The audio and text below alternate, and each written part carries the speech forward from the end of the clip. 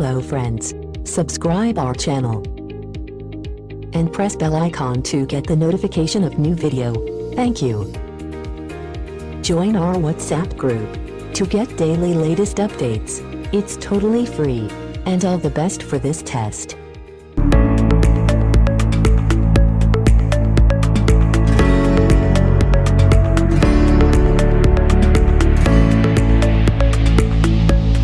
The test is in 4-part, Part 1, Part 2, Part 3, and Part 4. Now look at Part 1.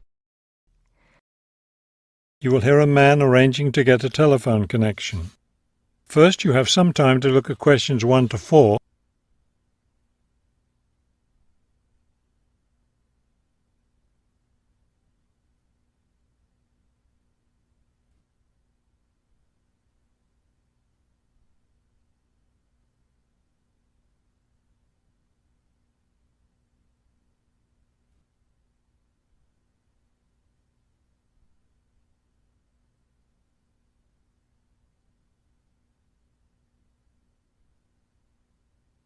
This is the ClearPoint Telephone Company Customer Service Office. My name is Ms. Jones. How may I help you? Yes, I'm moving and I'd like to arrange to have a phone line installed. Of course. Let me get some information from you first. May I have your name, please? It's Kramer, Harold Kramer. And would you spell your last name for me, please? Kramer. M-E-R. Got it. Okay. Could I have the address where you'd like to have the telephone connected? That would be number 58, Fulton Avenue, apartment 12. Is that a business or a residence? A residence. It's my new home address.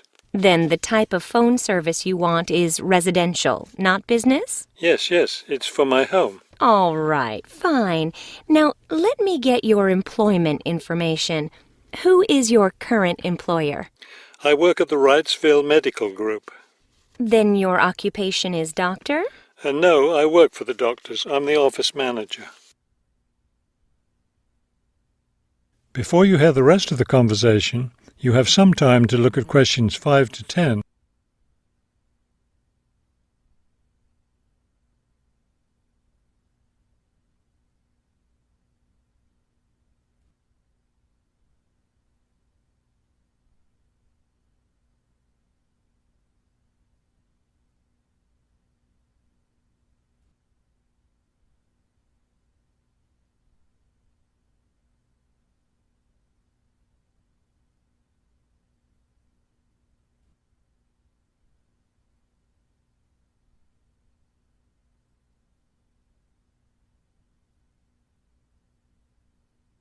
Now listen and answer questions 5 to 10. Okay. And could I have your work phone number? It's 637-555-9014. 9014. Great. Just one more thing. I need to know how long you've been at your current job. I've been working there for quite a while now. Let me see. 9, that's right, 9 years. Okay, good.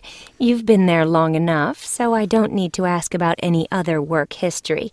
Now, in addition to our basic phone service, we have several special services available. Could you explain them to me? Most customers opt for unlimited long-distance service. It really saves you money if you make a lot of long-distance calls. That sounds like a good idea. Then I'll put you down for long-distance service. Another popular service is voicemail. Voicemail takes all your messages electronically, and all it takes is one simple phone call to retrieve them. Voicemail. No, I don't think so. I have an answering machine to take my messages. It's old, but it still works fine. We also provide internet service if you're interested in that. I am. Please put me down for internet as well as phone service. Right. Okay, I think we're almost finished. I just need to schedule a time for the technician to go to your apartment and do the installation. Let me see. What about next Tuesday? Would that work for you? No, not Tuesday. I'll be at a conference all day. Wednesday would work, though. I'm afraid I won't have any technicians in your area on Wednesday. I could send someone on Friday. That would be fine. What time of day works best for you, morning or afternoon? Morning would be best. All right then, it's on the schedule. Do you have any questions? No, I don't think so. Thank you for calling Clearpoint. You now have half a minute to check your answers.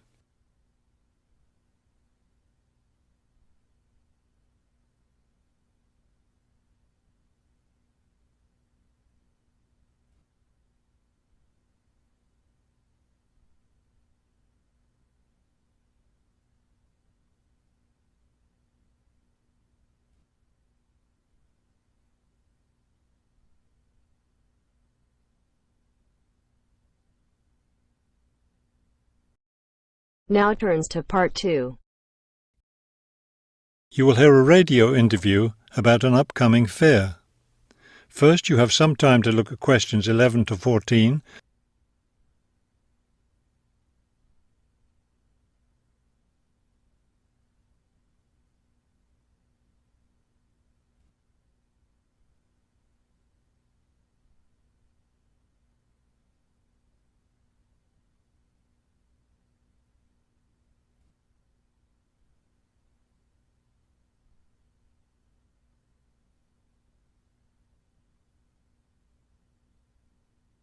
As you listen to the first part of the talk, answer questions 11 to 14. Good afternoon and welcome to City Hour, the radio show that brings you all the latest information about events in and around our city. Today we have with us Cynthia Smith, who is heading up this year's City Fair. Cynthia, would you start by giving us some of the basic information about the fair? Where will it take place this year? I'm glad you asked that question because I know most people will be expecting the fair to be at the fairgrounds as usual, but we've had to change the location this year due to some construction work. You know, they're building the new high school in that neighbourhood and they've been using the fairgrounds as a place to store construction materials. So we've moved the fair to City Park, which I think is a wonderful location. Yes, that will be a great place for the fair. I understand that the fair begins on Friday morning with a special opening event. Actually, it won't begin until that evening, but you're right about the special event. Traditionally, we've begun with a parade, but this year our opening event will be a special dance performance. And the most exciting part is that the mayor will be one of the dancers. The mayor is a woman of many talents. Cynthia, could you tell our listeners about the price of admission? What will it cost to attend the fair? We're trying to keep the price down as much as possible. A 3-day pass is just $25, or you can buy a Saturday or Sunday only pass for $15. The opening event on Friday, the dance performance, doesn't cost anything to attend, and we're hoping a lot of people will come to watch that. Before you hear the rest of the talk, you have some time to look at questions 15 to 20.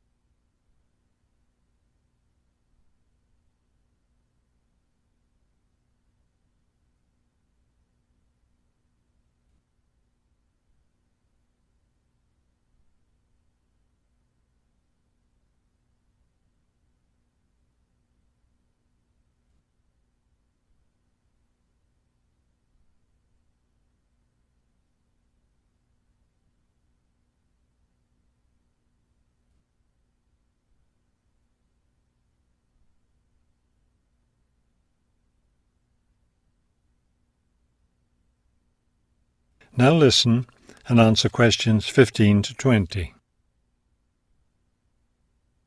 Could you tell us about some of the events planned for Saturday and Sunday, the main days of the fair? We have a lot of exciting things planned. There are a number of events especially for children, including a clown show on Saturday afternoon.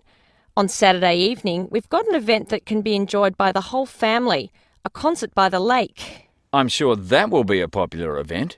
Is there anything special planned for Sunday? Yes, a really fun event, and we hope a lot of people will participate. There'll be a singing contest in the afternoon. It's open to everyone at no charge. It doesn't matter whether you're an experienced singer or not. If you've always dreamed of singing on stage, this is your chance. That sounds like a lot of fun. I think it will be. I'd also like your listeners to know that besides the special events I've mentioned, there will be things taking place all weekend. For example, at the food court, international food will be served. You'll be able to sample dishes from all around the world. There will also be special games for children at different locations around the fair. Will there be things people can buy, souvenirs, anything like that? We have a large area set aside where there will be crafts for sale. This will be an opportunity to buy many lovely handmade things and to get to know some of our local artists and craftspeople as well. It sounds like there will be a lot of fun for everyone at this year's fair. Thank you for sharing the information with us, Cynthia. Thank you for inviting me. You now have half a minute to check your answers.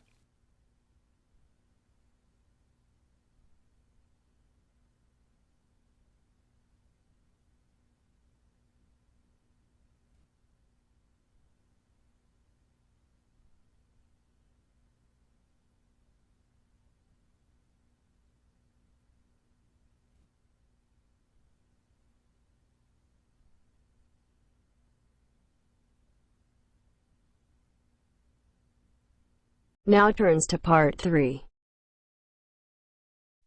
You will hear a conversation between a prospective student and a university advisor about applying to enter the university.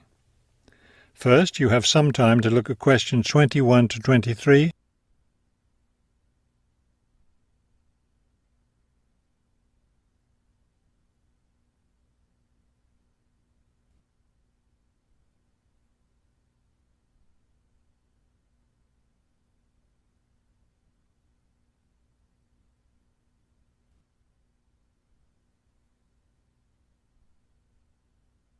As you listen to the first part of the conversation, answer questions 21 to 23. I'm interested in entering your business administration program, and I'd like some information on how to apply. I'm a little concerned because I've been out of school for a number of years. That could actually work to your advantage. It's possible to get academic credit for work experience if that experience is related to courses in our program. I've been working in business for several years. How would I get academic credit for that? First, you'll need to read the university catalogue to see if any of the course descriptions match your specific job experience. For example, if you've worked in accounting, you may be able to get credit for an accounting course. So then what would I do? You would write a summary of your work experience, relating it to specific courses we offer. Submit that to the admissions office with a letter from your work supervisor confirming your experience. Before you hear the rest of the conversation, you have some time to look at questions 24 to 30.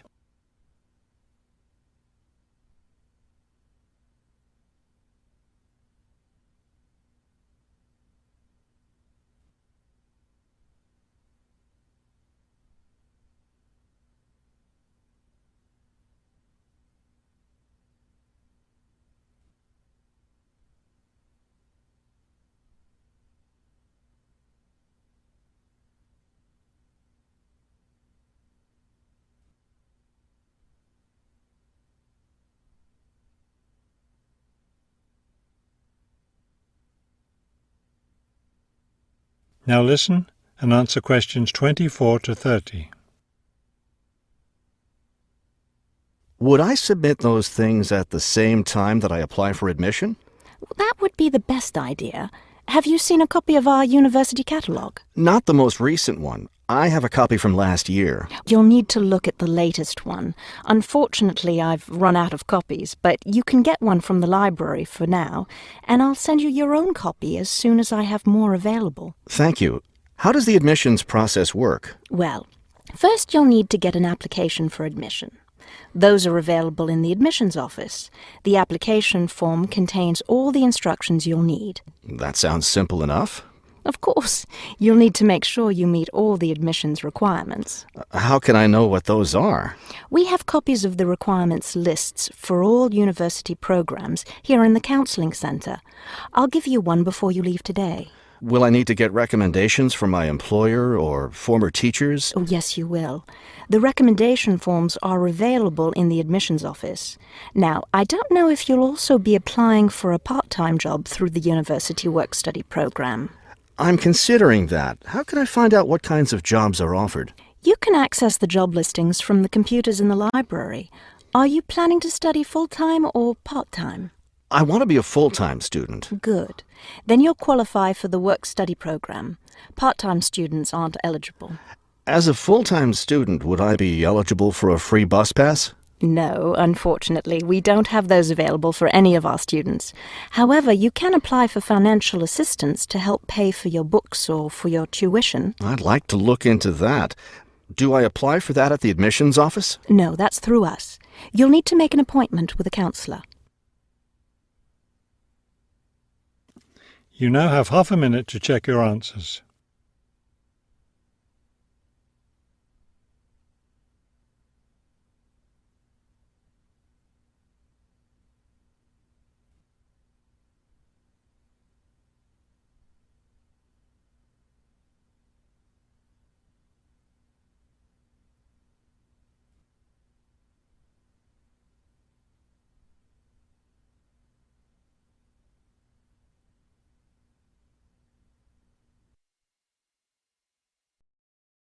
Now turns to Part 4. You will hear a lecture about the black bear. First, you have some time to look at questions 31 to 35.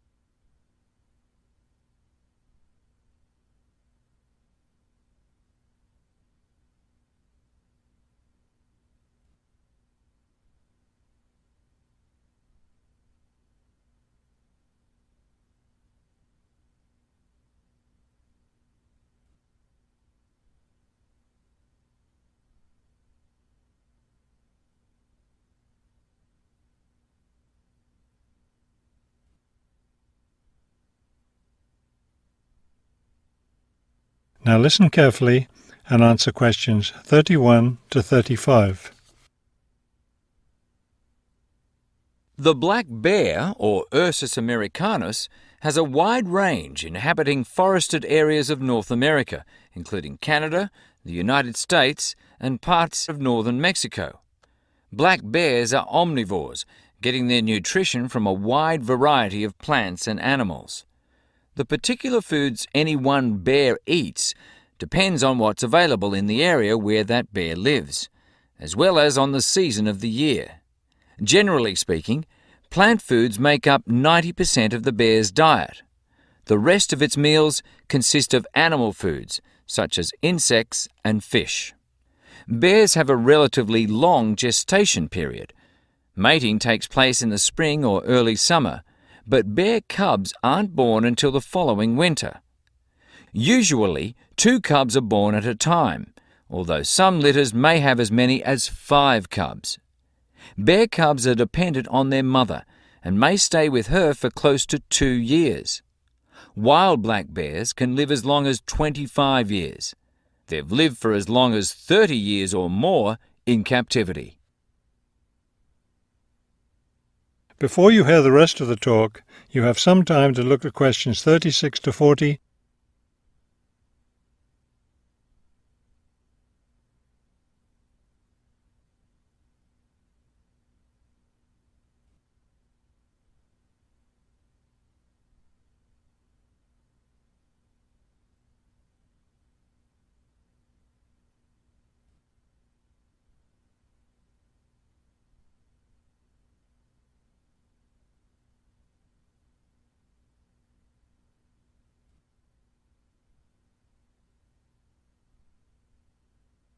Now listen carefully and answer questions 36 to 40. Much of the black bear's range coincides with the range of its close cousin, the grizzly bear. Although these bears are somewhat similar in appearance and habits, it isn't difficult to tell the difference between them. Colour isn't necessarily a distinguishing characteristic, as both species of bears occur in a range of colours from almost blonde to dark brown or black. Many black bears, however, have a patch of fur on their chests that's lighter in colour than the rest of their fur. Grizzly bears don't have this patch. Size isn't always a distinguishing feature either, although grizzly bears are usually heavier with an average weight of 225 kilos. Black bears average 140 kilos in weight. Grizzly bears spend time digging in the ground for roots and tubers that make up part of their diet.